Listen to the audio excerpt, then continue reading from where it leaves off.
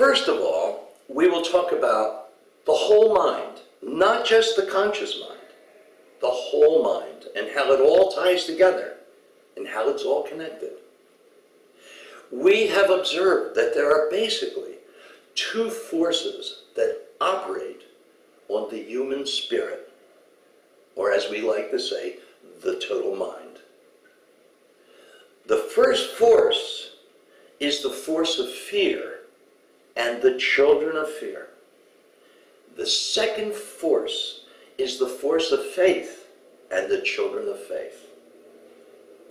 All of these illnesses that we observe are actually not separate illnesses. These are the conditions by which we deal with our fears. Now, if you look at the animals in the woods, they are generally in very excellent spiritual condition. You see, they have no judgmental element. What they have is a sense of right now.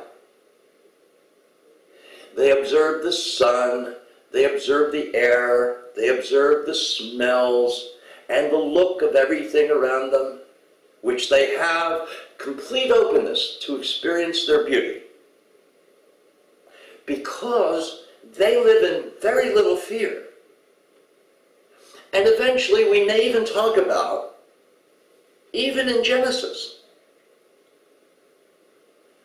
the whole idea of why is man different and why does man need extra tools to deal with man's extra ability to invent his fears and the effects that these fears have upon him.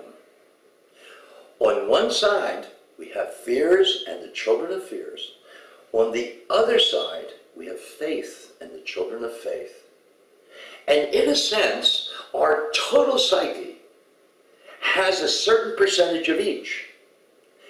On the bottom line, if a stone is coming at our head and it triggers a response of, whoops, duck, it shouldn't hit my head, that's not an unproductive fear.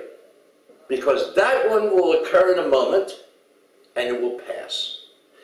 But many of us live in a state of fear that is lodged not merely in the part of our mind that thinks things over, but lodged in an unconscious portion of our mind, which has caused our personality to become distorted as we mature from the most dangerous state there is, childhood, into adulthood, where all the residual effects of early trauma, early uncertainties about ourselves, and early negative experience provides to us locked-in feelings that we will not be adequate.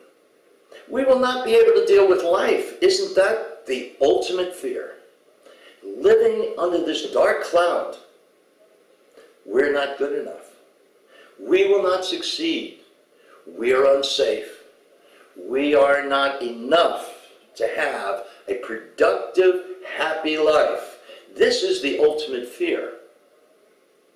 Some people have gone through terrible operations. I mean, frightening when you think about them. And yet they go through in a cheerful state of mind. I've had this experience in recent times. In a state of faith, you deal with this kind of thing. And of course, the rational, conscious part of the mind worries a little bit. And the operation's over and the fear passes and we get on. But some people dread every moment, either on a conscious or unconscious level, and it eats away at our ability to enjoy life happily in the present. We will need to talk about fear because, like a lit match in a dark place, a little bit of faith can chase away a whole lot of darkness, and surely fear is the darkness of the human mind.